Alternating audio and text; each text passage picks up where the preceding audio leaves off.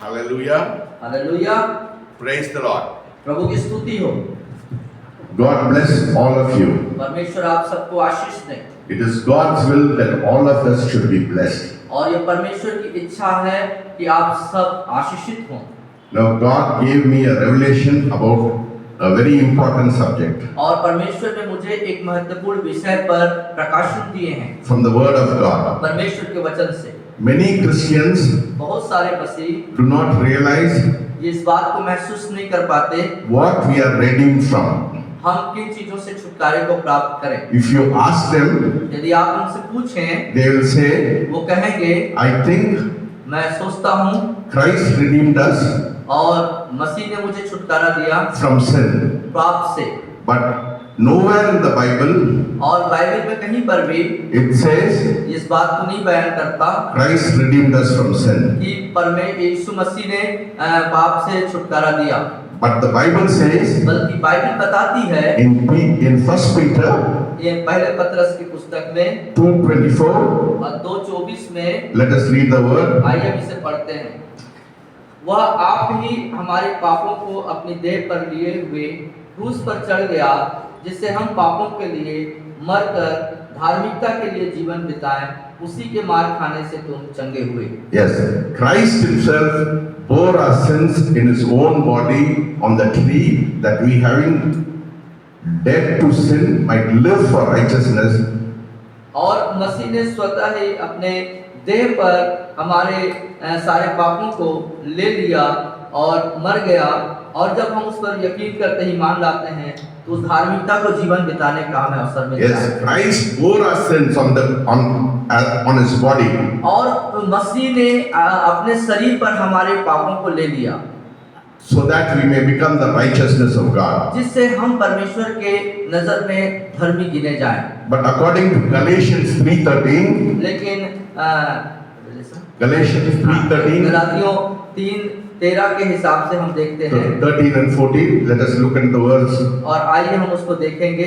गलातियों की पत्री उसके 3 अध्याय और उसके 13 और 14 पद में इस तरीके से लिखा, मसीह जो हमारे लिए साबित बना, हमें मोल लेकर व्यवस्था के साथ से छुड़ाया, क्योंकि लिखा है, जो कोई काट पर लटकाया जाता है वह साबित है।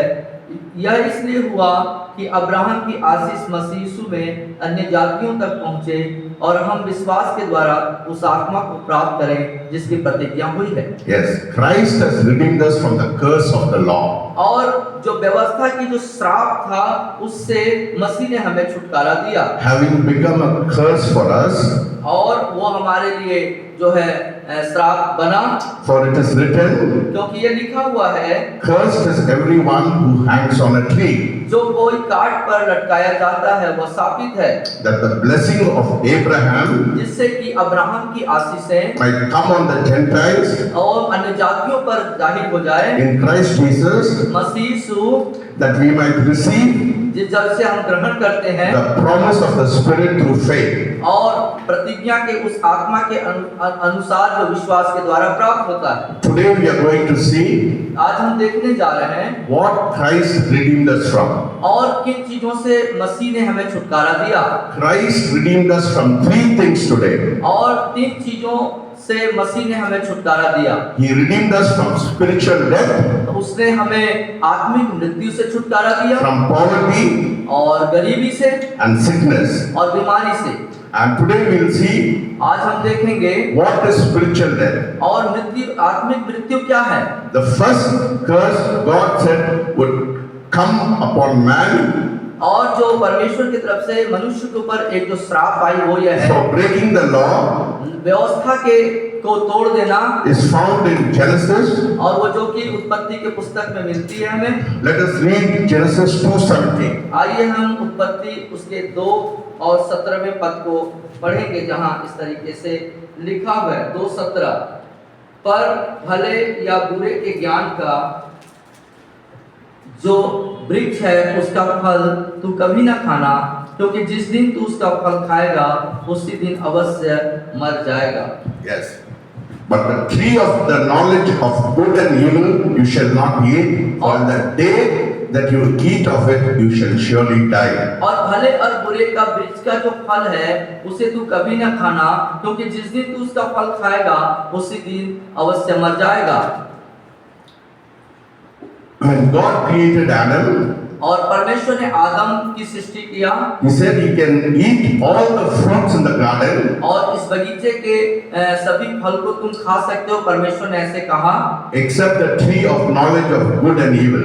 और भले और बुरे के वृक्ष के फल को छोड़ करके। But Adam disobeyed God. लेकिन आदम ने जो है परमेश्वर की आज्ञा का उल्लंघन किया। Let us see Genesis 3:22 and 24. और उसे हम उत्पत्ति की पुस्तक उसके 3 अध्याय के 24वें पद में इस तरीके से पाते हैं, इसलिए आदम को उसने निकाल दिया और जीवन के वृक्ष के मार्ग का पहरा देने के लिए अदन की वाटिका के पूर्व की ओर करूबों को और चारों ओर घूमने वाली ज्वालामय तलवार की भी नियुक्ति कर दिया। Yes, then the Lord God said, Behold, the man has become like one of us to know good and evil, and now lest he put out his hand and take also of the tree of life and eat and live forever. Therefore the Lord God sent him out of the garden of Eden to till the ground for which he was taken. So he drove out this man, and he placed cherubims at the east of the garden of Eden, and a flaming sword which turned everyone to guard the way to the tree of life. 24th verse. और इस 24 इसलिए आदम को उसने निकाल दिया और जीवन के वृक्ष के मार्ग का पहरा देने के लिए अदन की वाटिका के पूर्व की ओर करूबों को और चारों ओर घूमने वाली ज्वाला में तलवार को भी नियुक्त कर दिया। God had to drive him away from the Garden of Eden. और परमेश्वर को चाहिए था कि आदम को उस अदन की वाटिका से निकाल दे, Lest he eat the tree of life and live in sin for eternity. ऐसा ना हो कि उस जीवन के वृक्ष के फल को खा ले और जीवन भर वो गुनाहगार बन के जीता रहे। The day he eat the fruit of knowledge of good and evil, जिस दिन उसने भले और बुरे के फल को खाया, he became slave to sin and death. और वो मृत्यु और पाप का गुलाम हो गया। It was not in God's original plan for man to die physically. और ये मनुष्य के लिए परमेश्वर का जो सत्य योजना है वो नहीं था, Not to die physically. या शारीरिक रूप से मर जाने वाला योजना नहीं था। That was not the original plan of God. और मनुष्य परमेश्वर का ये ओरिजिनल प्लान नहीं है कि मनुष्य फिजिकली शारीरिक मृत्यु की अवस्था में मर जाए। God wanted man to live spiritually and physically eternally. और परमेश्वर की योजना थी कि मनुष्य शारीरिक और आत्मिक रीति से अनंत काल तक जीवित रहे। According to 1 Corinthians 15:26, और पहले कुरिन्थियों की पुस्तक के अनुसार 1 Corinthians 15:26, the last enemy, physical death, will be put under your feet. Now 1 Corinthians 15:26.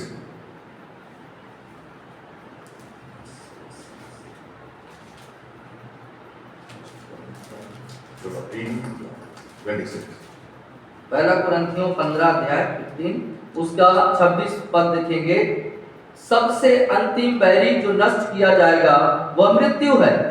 Yes, when Jesus went on the cross, और यीशु क्रूस पर गए, the last enemy was, और आखिरी जो दुश्मन था, शत्रु था, it was the physical death. और वो शारीरिक मृत्यु था। He put it under his feet. उसे उसने अपने पैरों के तले कर दिया। When God said, the day you eat the fruit, you will die, और परमेश्वर ने जैसे कहा था कि जिस दिन तुम उस फल को खाओगे उसी दिन अवश्य मर जाओगे, it meant that the man would die spiritually. इसका मतलब ये था कि मनुष्य आत्मिक रीति से मर जाएगा। And the consequence of his spiritual death, और जो आत्मिक मृत्यु की जो उसकी जो सजा थी was the physical death. और उसका शारीरिक रूप से मृत्यु हो जाना।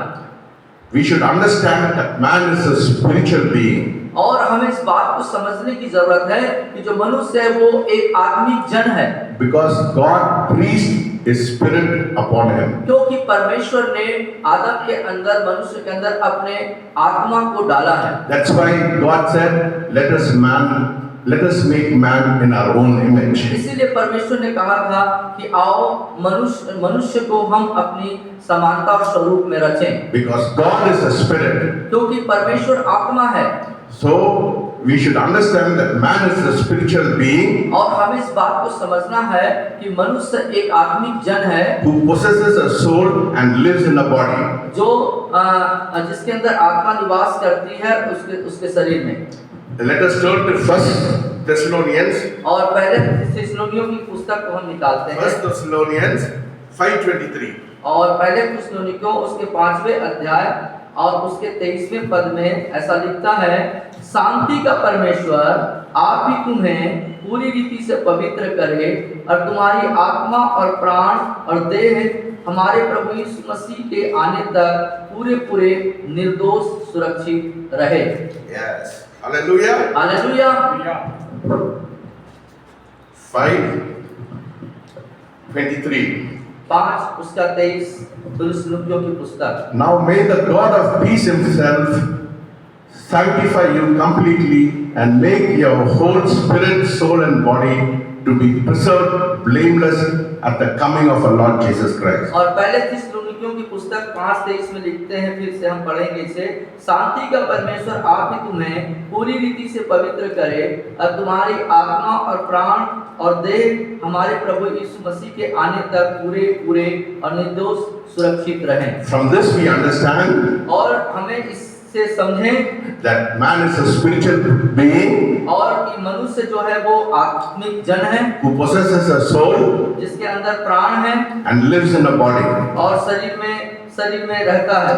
When Nicodemus came to Jesus in the night, और निकोदेमुस जब प्रभु यीशु मसीह के पास आए रात में, Jesus said to him, और यीशु ने उससे कहा you should be born again. कि तुम्हें नए सिरे से जन्म लेना है। And he was perplexed. Nicodemus was perplexed. और निकोदेमुस जो है अचंभित होने लगा। And he asked Jesus, how can a man go again to the womb of the mother? और वो प्रभु यीशु से कहते हैं कि ये कैसे हो सकता है कि मनुष्य अपने माँ के गर्भ में कैसे फिर से जा सकता है। Then Jesus said in verses 3-6, पढ़िए। और 3 से 6 में देखेंगे यूहन्ना रचित सुसमाचार 3 अध्याय से 6वें पद में हम देखेंगे, क्योंकि जो शरीर से जन्मा है वह शरीर है और जो आत्मा से जन्मा है वह आत्मा है। Yes.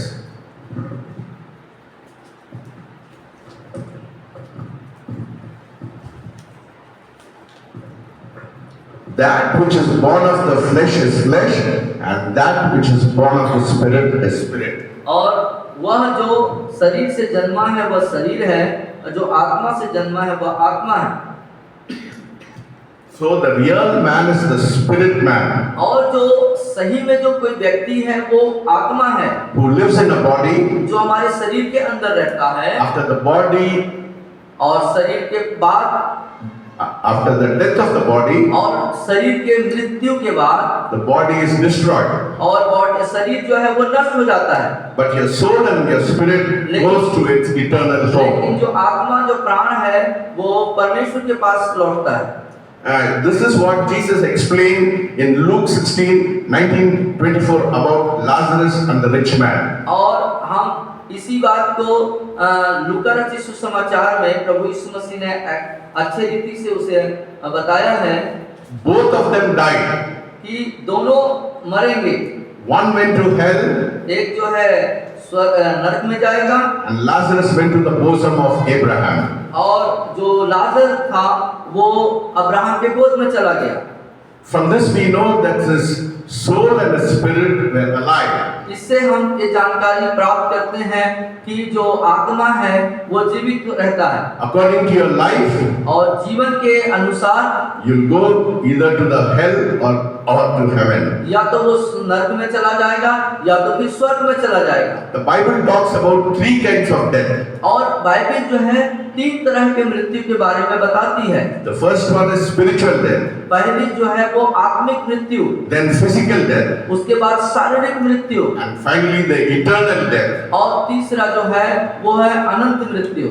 or the second death, which the Bible talks about in Revelation. और जो दूसरी मृत्यु है उसके बारे में प्रकाशित वाक्य में इस तरीके से लिखते हैं।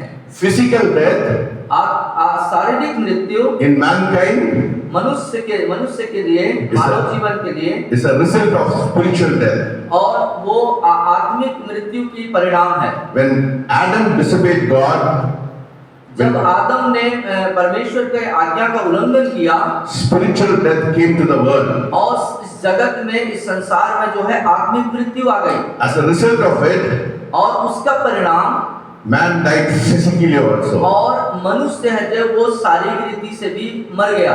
Paul calls it in Romans 8:2. और रोमियो की पत्री में पौलुस इस तरीके से कहता है, It is the law of sin and death. और यह है पाप और मृत्यु का सिद्धांत, नियम। The spiritual death means separation from God. और आत्मिक मृत्यु का मतलब परमेश्वर से अलग हो जाना। When Adam disobeyed God और जब आदम ने परमेश्वर की आज्ञा का उल्लंघन किया and listened to the devil, और शैतान के बातों को सुना, the devil became his spiritual father. और शैतान जो है उसका आत्मिक पिता बन गया। Let us read Romans 6:16. और आइए रोमियो 6 उसका 16वें पद को हम देखेंगे। It is very clear in Romans 6:16. और रोमियो 6:16 में बहुत स्पष्ट करता है, क्या तुम नहीं जानते कि जिसकी आज्ञा मानने के लिए तुम अपने आप को दासों के समान सौंप देते हो, उसी के दास हो, चाहे पाप के जिसका अंत मृत्यु है, चाहे आज्ञाकारिता के जिसका अंत धार्मिकता है। Yes, to whom you obey, you became a slave. और यहाँ लिखता है कि जिसकी आज्ञा मानने के लिए तुम अपने आप को दासों के समान सौंप देते हो। Yes, when God made Adam, he had all the authority over the world. और परमेश्वर ने जब आदम को बनाया तो उसके पास सब प्रकार का अधिकार था। Because he disobeyed God, क्योंकि उसने परमेश्वर की आज्ञा का उल्लंघन किया, his authority went to the devil. और उसकी सारे जो अधिकार है वो शैतान के हाथों में चला गया। That's why it says in Corinthians, he is the prince of the world. और इसीलिए कुरिन्थियों की पुस्तक में लिखता है कि वो संसार का राजकुमार है। Man was united to the devil. और जो मनुष्य है वो शैतान का अनुकरण करने लगा And became an outcast from the Garden of Eden. और आदम के वाटिका से उसे बाहर निकाल दिया गया। He became spiritually dead. वो आत्मिक रीति से मृत हो गया। The relationship between God and man was cut off.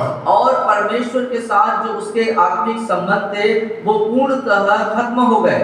Man is more than a lawbreaker.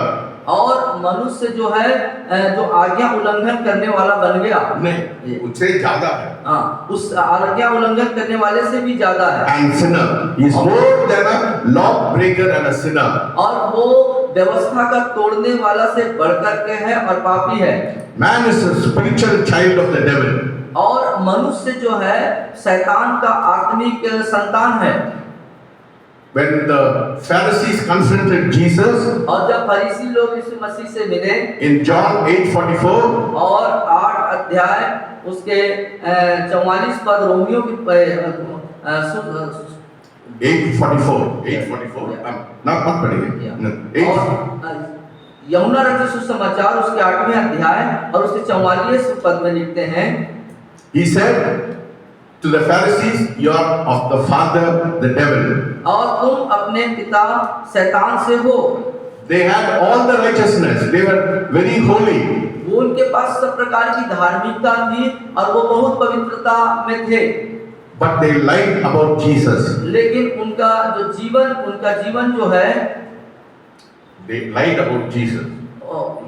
means वो यीशु मसीह के बारे में झूठ बोला। वो यीशु के बारे में झूठ बोलते हैं। Man has got the nature of his father, the devil. और मनुष्य के पास उसके पिता शैतान का स्वभाव है। Our righteousness cannot be able to go to God. और हमारे धार्मिकता के कामों के कारण हम पिता के पास नहीं पहुंच सकते। Bible says our righteousness are rags before God. और जो हमारी धार्मिकता है परमेश्वर के सामने मैले चिथड़े के समान है।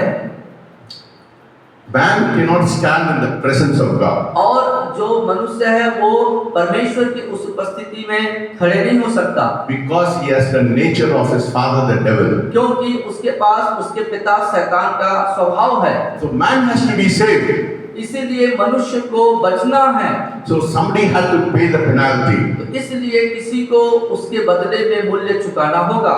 That is why Jesus came into this world to save mankind. इसीलिए यीशु मसीह इस जगत में आए मनुष्य को बचाने के लिए। Man had to be born again. और मनुष्य को चाहिए कि नए सिरे से जन्म प्राप्त करे। His spiritually death should be born again. वो जो आत्मिक मृत्यु है उसे नए सिरे से जन्म लेने की जरूरत है।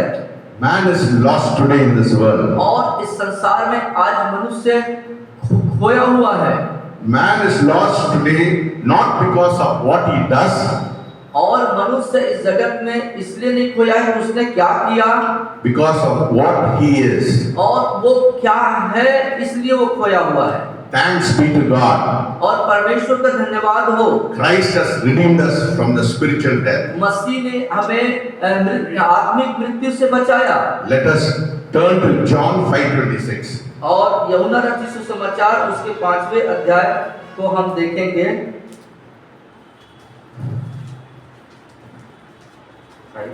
5:26, yes. 5 उसका 26 पद को देखेंगे। यूहन्ना रचित सुसमाचार 5:26 हम देखते हैं। क्योंकि जिस रीति से पिता अपने आप में जीवन रखता है, उसी रीति से उसने पुत्र को भी यह अधिकार दिया है कि अपने आप में जीवन रखे। Yes.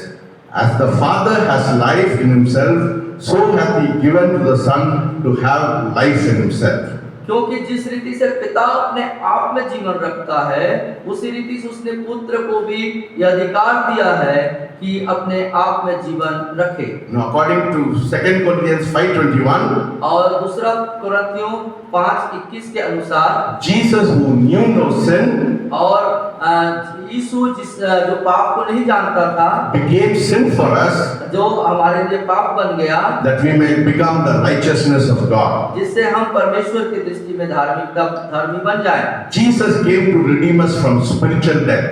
यीशु मसीह इस जगत में हमें आत्मिक मृत्यु से बचाने के लिए आया। Adam was banished from the garden and forbidden from eating the tree of life. और आदम को उस अदन की वाटिका से निकाल दिया गया था और उस भले उस जीवन के फल को खाने से उसे वंचित कर दिया गया था।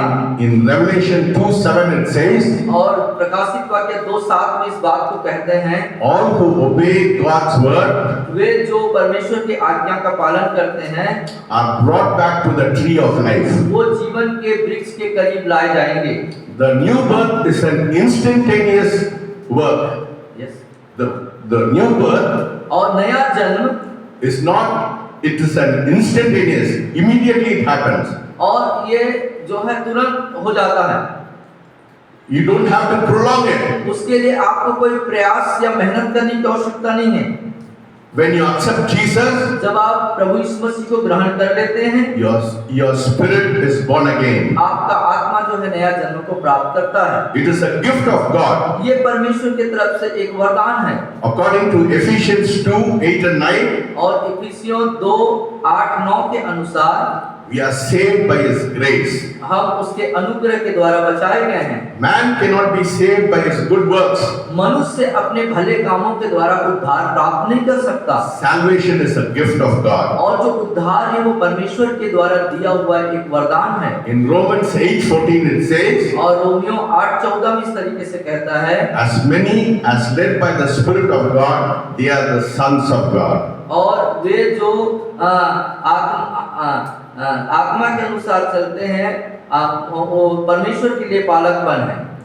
If you have not accepted Jesus today as your personal savior, यदि आपने यीशु मसीह को अपना उद्धारकर्ता ग्रहण नहीं किया है, you are spiritually dead. आप आत्मिक रीति से मृत हैं। Salvation is a gift of God. और जो उद्धार है वो परमेश्वर की तरफ से एक गिफ्ट है। Because Jesus paid the full penalty for sin on the cross. क्योंकि प्रभु यीशु मसीह ने एक संपूर्ण मूल्य को कलवरी के क्रूस पर हम सबके लिए चुकाया है। And defeated the devil and won a victory over death. और शैतान को हरा दिया और मृत्यु पर उसने जय प्राप्त किया है। Today, Jesus is knocking at your door. आज प्रभु यीशु मसीह आपके दिल के दरवाजे के पास खटखटा रहे हैं। If you have not accepted Jesus as your personal Savior, यदि आपने प्रभु यीशु मसीह को अपना व्यक्तिगत उद्धारकर्ता ग्रहण नहीं किया है, this evening you can invite him into your heart. आज की शाम आप उसे अपने दिल में आमंत्रित कर सकते हैं, बुला सकते हैं। You can have this salvation which is free gift from God. और वो उद्धार आपके पास होगा जो मुफ्त में परमेश्वर ने आपके लिए रखा है। You can have eternal life. आपके पास अनंत जीवन होगा। May God bless you. परमेश्वर आप सबको Let us pray. Ashish they. Let us pray. Heavenly Father, we thank you and we praise you for this wonderful time. स्वर्गीय पिता परमेश्वर, इस अद्भुत समय के लिए हम आपका धन्यवाद करते हैं। Thank you, Lord, for redeeming us from spiritual death, आपने पिता हमें आत्मिक मृत्यु से छुटकारा दिया, उसके लिए हम आपका धन्यवाद करते from हैं। sickness and from poverty. और सब प्रकार की गरीबी और बीमारी से छुटकारा दिया। Let your word go into the hearts of people. होने दे पिता आपका ये जीवित वचन लोगों के हृदय के अंदर जाने पाए। Let them be delivered from the spiritual death because Christ redeemed them, and let them come into your eternal life. होने दे पिता कि लोगों जो हैं उस आत्मिक मृत्यु से बचाए जाएं और जो आपने उन्हें जो छुड़ाया है वो बात उनके अंदर आने पाए। I want to pray for people who are sick this evening. और आज की शाम जो बीमार हैं उनके लिए मैं प्रार्थना करना चाहता हूँ। Wherever you are sick, lay your hands there. यदि आप जहाँ कहीं भी आपके शरीर में कोई समस्या है उस जगह में आप हाथ रख लीजिए। According to James, और याकूब के अनुसार the prayer of faith will heal the sick. और विश्वास के प्रार्थना से बीमारी ठीक If होगी। you are agreeing with me that God will heal you today, यदि आप हमारे साथ एग्री हैं तो परमेश्वर आज की शाम आपको चंगाई देगा। you will see a supernatural miracle in your life. आप अपने जीवन में एक अलौकिक चंगाई को आज देख पाएंगे। Lord, I pray for people who have laid their hands wherever they are sick. पिता परमेश्वर, मैं लोगों के लिए प्रार्थना करता हूँ कि अपने शरीर के अंग में जहाँ पर उन्होंने हाथ रखा है वहाँ पर एक चंगाई आने पाए। In the name of Jesus, यीशु मसीह के नाम से I demand all the sickness to leave the body right now in Jesus' name. और यीशु मसीह के नाम से उनके शरीर से सारे बीमारियां, सारे तकलीफें दूर हो जाएं, इस बात का मैं डिमांड करता हूँ। I release your healing power, Master. आपके चंगाई सामर्थ्य उनके शरीरों में हम रिलीज करता हूँ प्रभु। There are people who are suffering from kidney problems. और लोग जो हैं किडनी की समस्याओं से जूझ रहे हैं प्रभु। God is healing you tonight. और आज की रात परमेश्वर आपको चंगा कर रहा है। Receive your miracle this evening. आज की शाम उस चमत्कार को आप ग्रहण करें। Call on Him. उसके नाम को पुकारें। He'll heal you. वो आपको चंगा करेगा। May God bless you. परमेश्वर आप सबको आशीष दे।